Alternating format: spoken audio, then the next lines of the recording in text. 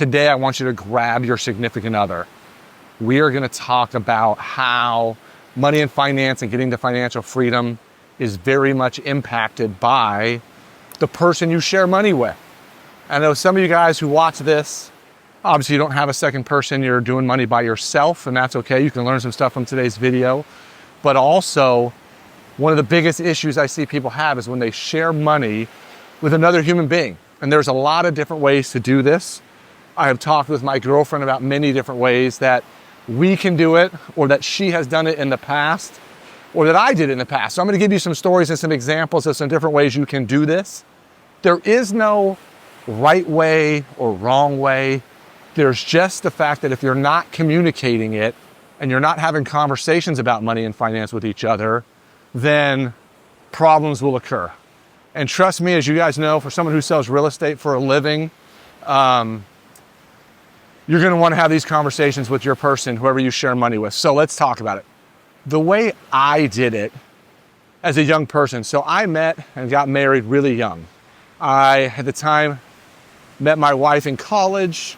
We were in our early 20s. We got married before we were mid-20s, and we had nothing. So for us to do everything together was the way we decided to do it. We shared money. We had one checking account. We had one bank account. We had one savings account, one brokerage account. We did it all together. And it worked well for us. It's funny, when we first started doing it, debit cards were kind of a new thing. And I remember her saying to me all the time, like, why are you tracking every money that I spend? I'm like, I'm not tracking it. I just need to balance the checkbook. Shows you how old I am. And I said, if you want to do it, I'll give you the receipts where I spend money and you can do it. Of course, she wanted me to do it because my degree is in money and finance. That is how I did it. And so we did all our money that way. We shared it and did it in that regards. Now, my girlfriend, who was married back in the day, she got married a little older, a little later than I did. And her husband at the time, they did what I call the his, hers, and ours.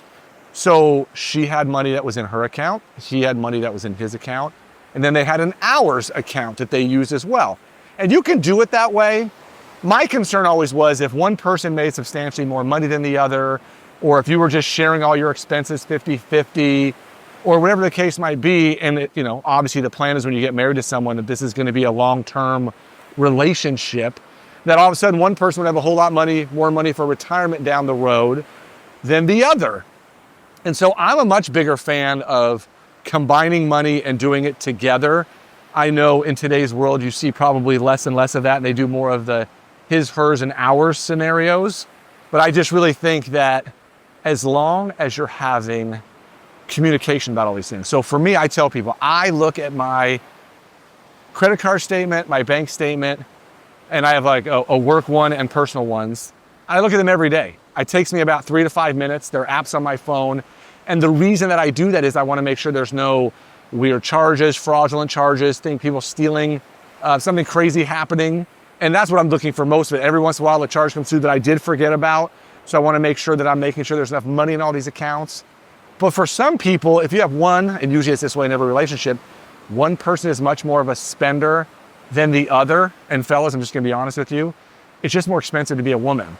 So whether it's clothes, whether it's makeup, whether it's just the whole 9 yards, it just is. I have a daughter and a son, and girls are just more expensive. So you just got to get over that part of it. They're gonna cost more than what you're gonna cost. We're simpler, we're easier, we don't need as much gear and clothes, and let's be honest, we don't have makeup to deal with and hair products and getting our nails done or whatever it might be.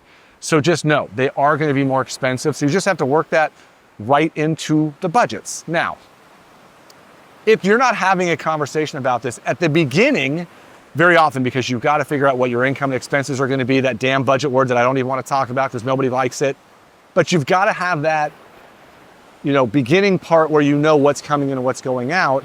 And then from there, how? You have to have those conversations on how we're going to save it and how we're going to spend it and how we're going to invest it and how much money one person can spend without the other person knowing about it or asking about it or being on the same team about it. And so again, early on, I looked at it every day, but I think once you get past that first 90 days where you do that initial, you get a pretty good sense of what your expenses are going to be for utilities and groceries and all the things that, are going to be there every month, and making sure there's enough money put to the side for emergencies or whatever it might be, whether we like to travel or kids stuff, or if we have kids, how many kids are we going to have and what kind of colleges we want them to go to, and things that you don't think about, because you think, oh, I don't even have a kid yet and they're not going to college for 20 years, or who knows, 20 years from now, college may not even be a thing. But we want to make sure that we're on the same page with these things. It's one of the biggest reasons why people get divorced. It's one of the biggest reasons why people fight. It's one of the biggest reasons why in my industry in real estate, I see people not getting along. And so you want to make sure you're on the same page with all those things. Now, if you're an individual, again, you can do exactly what I'm talking about. You still want to have all the same features in place, and you want to have questions so that when you do start sharing money with somebody, you can talk about these things. And it's something that I wish people talked about more, about how much they made. I know I really enjoy being able to talk to people that are much older than I and ask them, how did they make their money? How did they get where they are financially? What did they do for a career? How young were they when they started investing in savings, and how much did they need to do? And again, I always send you guys to the investment calculators. If you go to theirs, I know Dave Ramsey's website has a really good one that I really like, that if you go there and start playing on it, as much as I always feel like people in their 20s, and trust me, I have 2 kids in my 20s, my girlfriend has 2 kids in their 20s, we talked about this stuff all the time, and they all feel like they're not winning, and in reality, they're all 4 doing great. But it's hard when the finish line and the winning point is 30, 40, 50 years down the road for what people call retirement. I hate that fucking word. I don't know if YouTube will bleep me out for saying that, but I really feel like you want to get to financial freedom, and the sooner and faster you can get there, the better.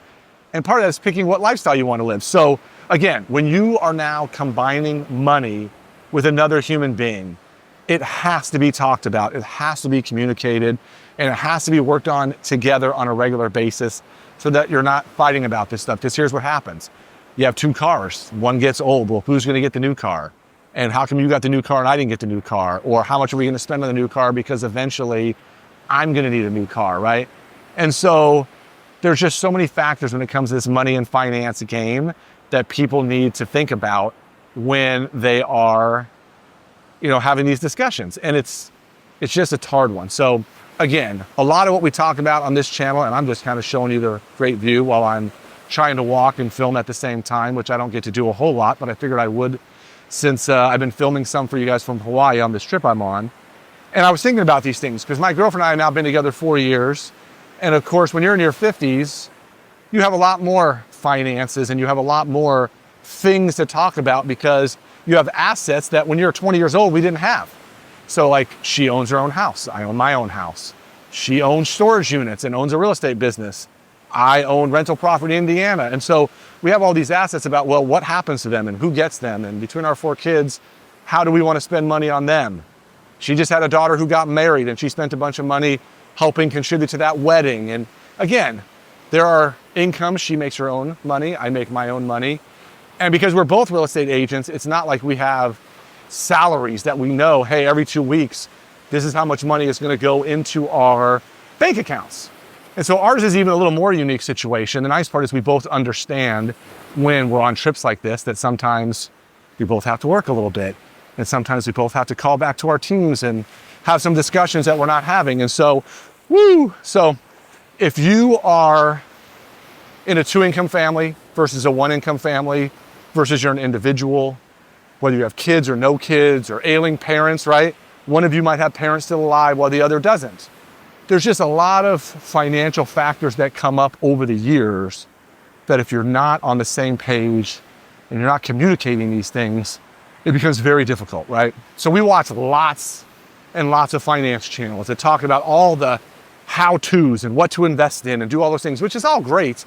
But there's such a mental side to all of this. There's such a communication side to all of this.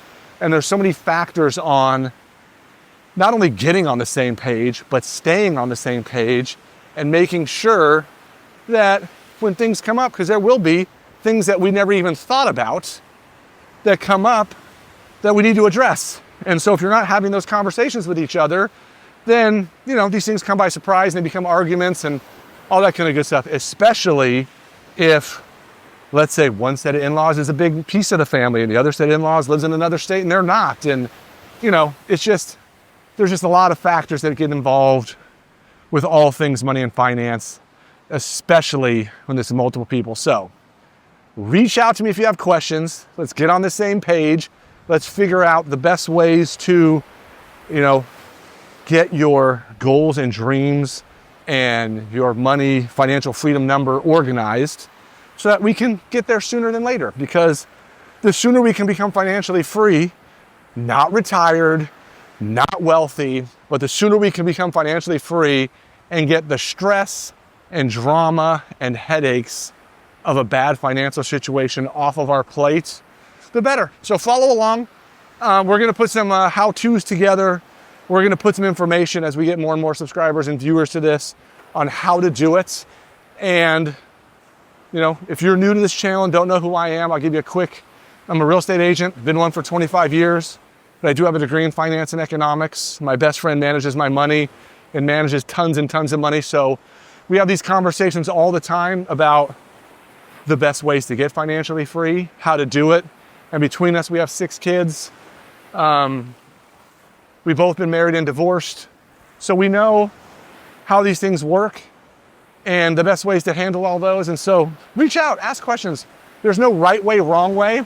There's just ways where you have to communicate it and make sure that you're doing all the right things so that you're not losing, because recovering from some major mistake is real difficult, where if you just keep small step, small step, small step, you can keep winning at this game and get where you want to be just sooner than later. Because I'm 54 years old and I am by no means ultra rich, but I would say most of you guys that watch this that are in your 20s and 30s would be pretty happy with a similar lifestyle when you get to your 50s. And I'm guessing 30 years from now, when you're my age, you're gonna need a lot more money than I do right now, because things are not gonna get cheaper. They just get more and more expensive. So subscribe to the channel, start following along, start watching the videos, reach out with questions. Happy to help any way I can. And look forward to coming to you for more exotic locations like this and finding all the great ways to help you as best I can. So thanks so much, appreciate it. We'll see you on another video very soon.